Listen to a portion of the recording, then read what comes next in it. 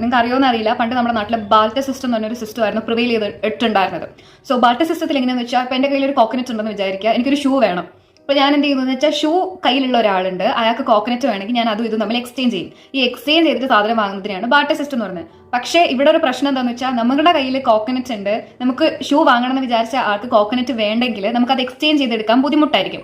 So ഇങ്ങനെ ഒരു problem വന്നപ്പോൾ സൊസൈറ്റി അതിനൊരു സൊല്യൂഷൻ എന്ന രീതിയിൽ ഇൻവെന്റ് ചെയ്തിരിക്കുന്ന ഒരു സാധനമാണ് മണി എന്ന് പറയുന്നത്. സോ ഇന്ത്യയുടെ കേസ് പറയുകയാണെങ്കിൽ നമുക്കറിയാം, നമ്മുടെ ഇന്ത്യയിൽ ഇപ്പം ഇന്ത്യൻ റുപ്പി നോട്ട്സും ഉണ്ട്, അതുപോലെ തന്നെ കോയിൻസും ഉണ്ട് എന്നുള്ള കാര്യം. സോ ഇന്ന് ഞാൻ നിങ്ങളോട് പറയാൻ പോകുന്നത് ഇൻ ഡീറ്റെയിൽ കോയിൻസിനെ കുറിച്ചും നോട്ടിനെ കുറിച്ചുമാണ്. സോ കമ്മിങ് ബാക്ക്, ഇതൊരു എഡ്യൂക്കേഷണൽ കണ്ടന്റ് വീഡിയോ മാത്രമാണ്. അപ്പം നമ്മളെപ്പോഴും നമ്മുടെ ഇന്ത്യൻ റുപ്പി നോട്ട് എടുത്താൽ അതിനകത്ത് കാണുന്ന ഒരു പ്രൊമിനന്റ് ഫിഗർ ആണ് മഹാത്മാഗാന്ധിയുടെ ഫോട്ടോ. വൈ മഹാത്മാഗാന്ധിയുടെ ഫോട്ടോ വെച്ചേക്കുന്നതെന്ന് ചോദിച്ചു കഴിഞ്ഞാൽ ഇറ്റ് ഹാസ് 2 reasons.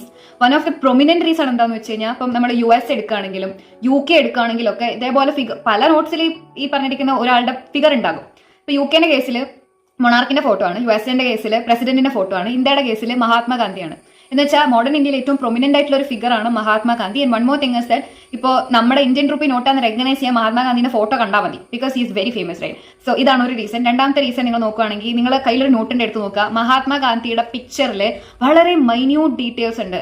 ഇത് റെപ്ലിക്കേറ്റ് ചെയ്യാൻ വളരെ ബുദ്ധിമുട്ടാണ്. ഇതും മഹാത്മാഗാന്ധിന്റെ ഫോട്ടോ എല്ലാ നോട്ടിലും കാണുന്നതിന്റെ ഇമ്പോർട്ടൻസ് അതാണ്. ഇനി നിങ്ങൾ നോക്കുകയാണെങ്കിൽ ഈ നോട്ടിന്റെ ഒരു സൈഡിൽ നിങ്ങൾക്ക് ആൽഫബറ്റ്സ് പ്ലസ് കുറച്ച് നമ്പേഴ്സ് കാണാൻ വേണ്ടി പറ്റും. സോ ഇതെന്ന് പറയുന്ന ഒരു നോട്ടിന്റെ സീരിയൽ നമ്പർ ആണ്. ഈ ഒരു നോട്ടിന് മാത്രമേ ഈ ഒരു നമ്പർ ഉണ്ടാവുള്ളൂ.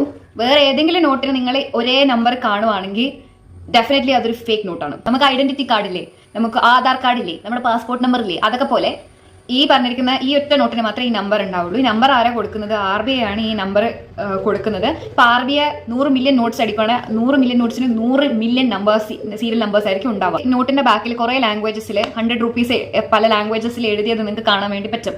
ഇത് ആക്ച്വലി എന്താ റെപ്രസെന്റ് ചെയ്യുന്നതെന്ന് വെച്ചാൽ ഇന്ത്യയുടെ ലിംഗ്വിസ്റ്റിക് ഡൈവേഴ്സിറ്റി ആണ് ഒന്നാമത്തെ റീസൺ. രണ്ടാമതൊരു റീസൺ കൂടെ ഉണ്ട്, അതായത് this note belongs to all citizens എന്നാണ്. ഈ ലാംഗ്വേജസ് ഇത്ര ലിസ്റ്റ് ചെയ്തതുകൊണ്ട് ഈ റുപ്പീസ് നമുക്ക് പറഞ്ഞു തരുന്നത്.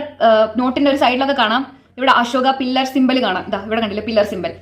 ഇവിടെ നമുക്ക് 4 മുഖങ്ങളുള്ള ലയൺ സിമ്പിൾ ആണ് ഉണ്ടാവുക. ഇത് നിങ്ങൾ പാസ്പോർട്ട് എടുത്താലും ഗവൺമെന്റ് ഡോക്യുമെന്റ്സ് എടുത്താലും കോർട്ട് ബിൽഡിംഗ്സിന്റെ മുകളിലും ഒഫീഷ്യൽ സീലിന്റെ മുകളിലൊക്കെ നിങ്ങൾക്ക് ഈ പറഞ്ഞിരിക്കുന്ന അശോക് പില്ലർ കാണാൻ വേണ്ടി പറ്റും. ഇത് നമ്മുടെ അതോറിറ്റിയും റിപ്പബ്ലിക് ഓഫ് ഇന്ത്യയും ആണ് റെപ്രസെന്റ് ചെയ്യുന്നത്. പല നോട്ടിനും ഇപ്പൊ ഈ പറഞ്ഞിരിക്കുന്ന 100 രൂപ നോട്ടിന് ഒരു കളറാണ്, 10 രൂപ നോട്ടിന് വേറെ കളറാണ്, 500-ന് വേറെ കളറാണ്. Why this colour? ബിക്കോസ് നമ്മളിപ്പോൾ എല്ലാ സിറ്റുവേഷനിലും നമുക്ക് ഇത് വായിക്കാനൊന്നും പറ്റില്ല. അപ്പോൾ ഒരു അറിവര സിറ്റുവേഷനിൽ പൈസ കൊടുക്കണമെങ്കിലും കളർ വെച്ച് നമുക്ക് ഒരു ഏത് നോട്ടാണെന്ന് ഐഡന്റിഫൈ ചെയ്യാനാണ് അങ്ങനെ ചെയ്യുന്നത്.